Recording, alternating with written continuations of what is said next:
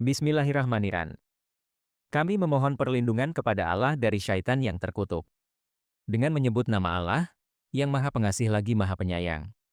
Segala puji bagi Allah yang telah memberi kita taufik untuk berkumpul dalam majelis yang penuh barakah ini. Pertama-tama, saya ingin menyampaikan jazakumullahu khairan kepada para penyelenggara acara yang mulia ini. Semoga Allah menerima semua amal dan usaha kalian. Terutama kepada para ulama, anggota komite, dan masyarakat yang hadir.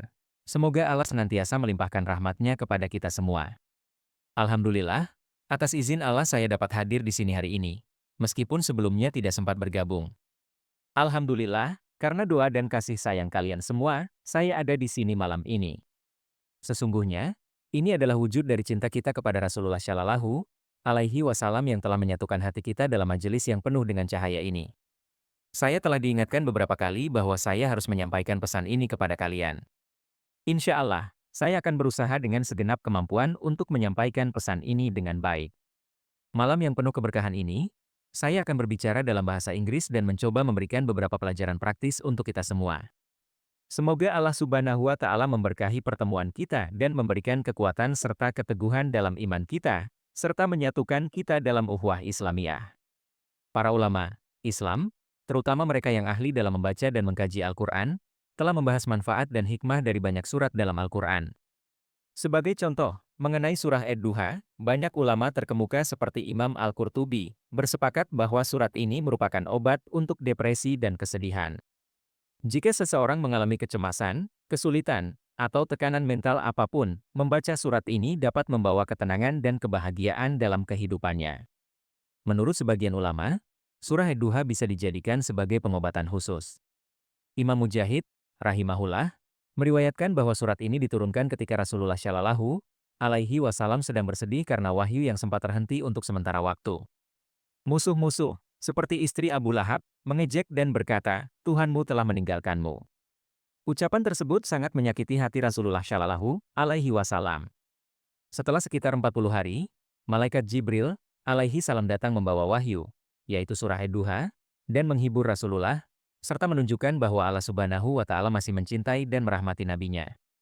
Bagi mereka yang terbiasa membaca Al-Quran setiap hari, pasti tahu bagaimana rasanya ketika tidak membaca Al-Quran selama beberapa hari, ada kegelisahan dalam hati. Bayangkan bagaimana keadaan seseorang yang menerima wahyu langsung dari Allah, namun wahyu tersebut berhenti sementara. Tetapi ketika surah Ad-Duha diturunkan, kebahagiaan Rasulullah Shallallahu Alaihi Wasallam tiada tara. Oleh karena itu, ulama Islam menyarankan agar mereka yang menghadapi kesulitan atau depresi menjadikan kebiasaan untuk membaca surat ini berulang-ulang. Dengan membaca surat ini, insya Allah hati akan merasakan ketenangan dan kebahagiaan yang sama seperti yang dirasakan oleh Rasulullah Shallallahu Alaihi Wasallam ketika menerima wahyu tersebut. Setelah membaca surat ini, diakhiri dengan mengatakan Allahu Akbar sebagai ungkapan kebahagiaan. Hal penting lainnya yang harus kita ingat adalah bahwa depresi dan kesulitan adalah masalah nyata yang tidak bisa diabaikan. Banyak orang berpikir bahwa depresi hanyalah akibat dari lemahnya iman, namun itu tidak sepenuhnya benar. Iya, kekuatan iman dapat memperbaiki kondisi mental seseorang, tetapi depresi adalah penyakit yang memerlukan pengobatan, terapi, serta nasihat dari ahli. Sayangnya, di masyarakat kita, masalah kesehatan mental jarang dibicarakan secara terbuka, dan ini menjadi topik yang dianggap tabu.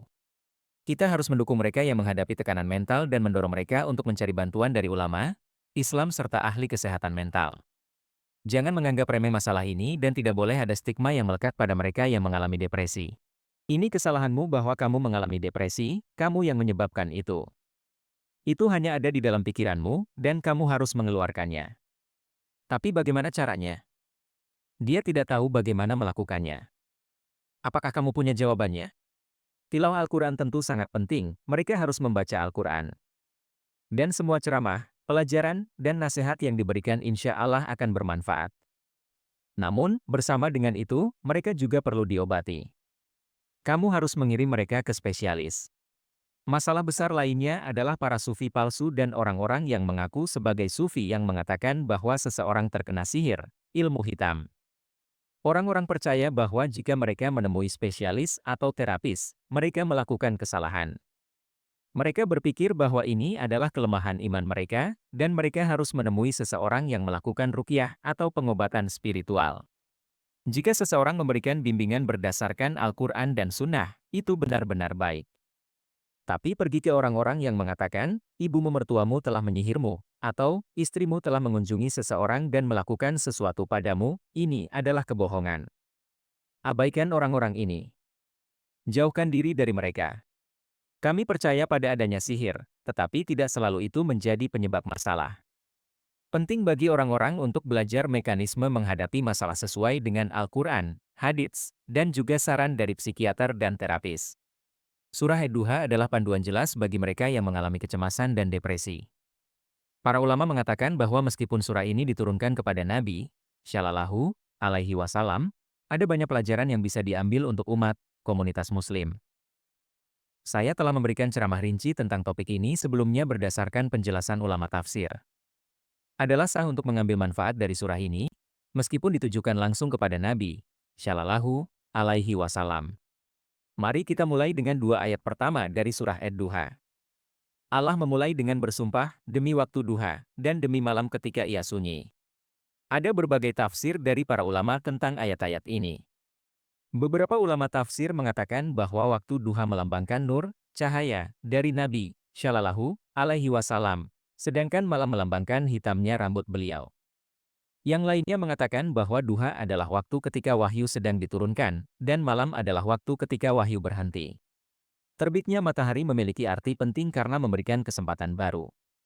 Saat matahari terbit, ia membawa cahaya, kehangatan, dan kebahagiaan.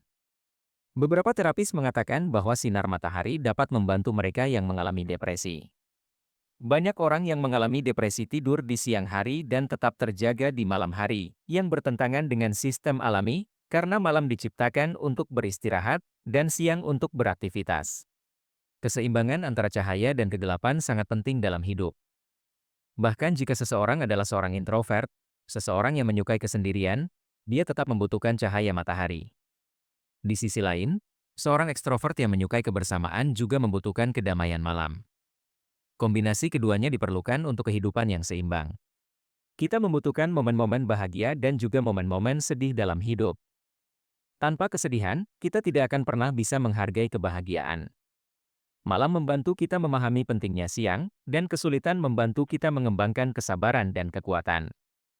Keseimbangan ini yang membuat kita kuat.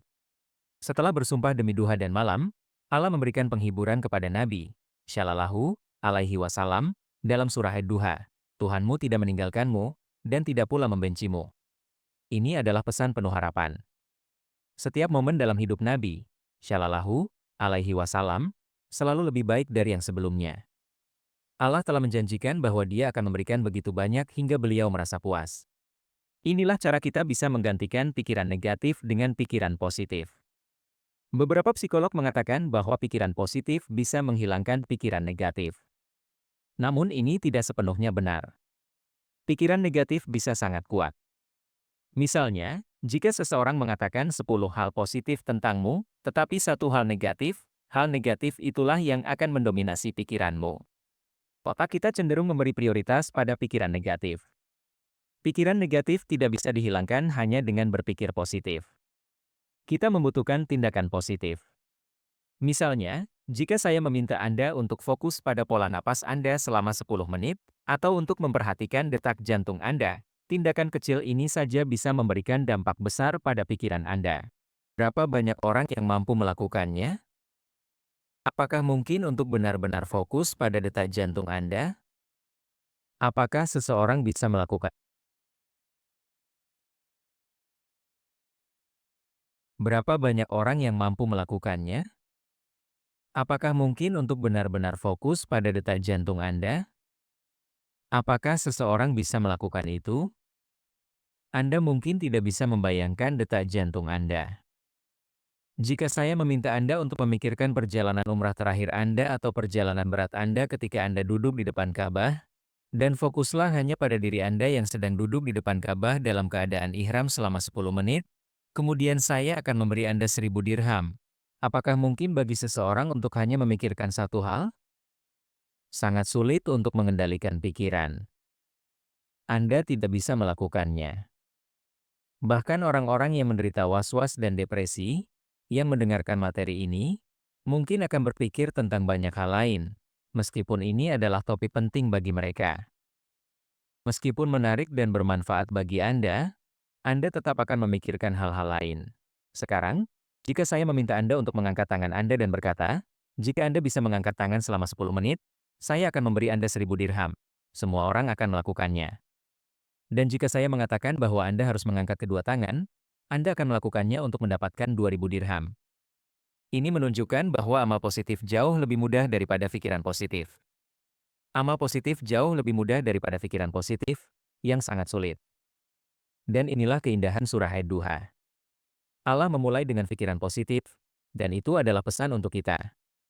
Jika Anda berpikir tidak ada manfaat dalam hidup ini, jika Anda merasa tersesat dan merasa seperti Anda gagal, ingatlah bahwa ada masa ketika Anda memiliki iman.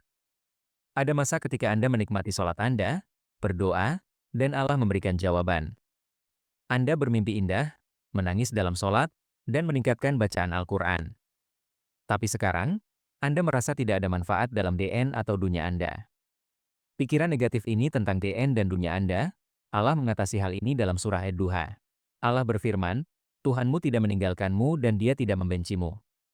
Dan sungguh, yang kemudian itu lebih baik bagimu daripada yang sekarang. Dan Tuhanmu pasti akan memberimu, sehingga kamu puas.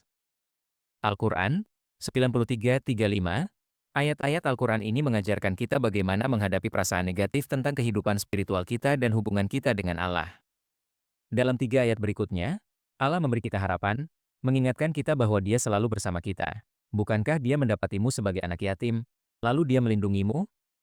Dan Dia mendapatimu bingung, lalu Dia memberikan petunjuk. Dan Dia mendapatimu kekurangan, lalu Dia mencukupkan. Al-Quran, 93:68. Sekarang, perlu diingat bahwa ketika ayat-ayat ini diturunkan kepada Nabi Muhammad, Shallallahu Alaihi Wasallam, ada pesan bagi kita semua untuk belajar darinya. Allah tidak meninggalkan Nabi, dan Dia juga tidak meninggalkan Anda. Ini berlaku bagi semua orang yang beriman. Kita harus merenungkan masa lalu kita. Ketika Anda merasa tidak ada orang yang membantu Anda, Allah membantu Anda. Anda tersesat, dan Dia memberi petunjuk. Ketika Anda membutuhkan, Dia mencukupi kebutuhan Anda. Dan inilah cara kita menghadapi pikiran negatif. Kita menggantinya dengan tindakan positif. Misalnya, orang yang menderita kecemasan atau depresi seringkali hanya fokus pada masalah mereka, tetapi hanya menyuruh mereka untuk berpikir positif tidaklah cukup. Mereka perlu mengalami tindakan positif. Dalam surah Ad-Duha, setelah Allah berbicara tentang pikiran positif, Dia juga berbicara tentang amal positif. Maka terhadap anak yatim janganlah engkau berlaku sewenang-wenang. Dan terhadap orang yang meminta-minta janganlah engkau menghardiknya. Al-Quran, 93:9-10, ini adalah langkah-langkah praktis, bantu anak yatim, bantu mereka yang membutuhkan. Ketika Anda membantu orang lain, Allah akan membantu Anda. Ketika Anda memberi kebahagiaan kepada orang lain, Allah akan memberi Anda kebahagiaan. Inilah cara menghilangkan negativitas dengan amal positif. Anda tidak bisa hanya memberitahu orang bahwa itu semua ada di kepala mereka. Mereka harus keluar, melakukan sesuatu yang positif, dan berkontribusi kepada masyarakat. Bahkan senyuman sederhana atau tindakan kebaikan bisa menjadi amal positif. Nabi, Shallallahu Alaihi Wasallam, berkata bahwa jika seseorang merasa hatinya keras, maka dia harus memberi makan orang miskin atau mengusap kepala anak yatim. Meskipun Anda tidak memiliki uang untuk diberikan, Anda bisa menunjukkan kebaikan. Nabi, Shallallahu Alaihi Wasallam, memberikan ini sebagai obat bagi mereka yang merasa tidak bahagia. Jadi ingatlah, memberi kebahagiaan kepada orang lain akan memberi Anda kebahagiaan. Ini seperti kembar. Ketika Anda memberikan kebahagiaan kepada orang lain, Anda akan mendapatkan kebahagiaan sebagai balasannya.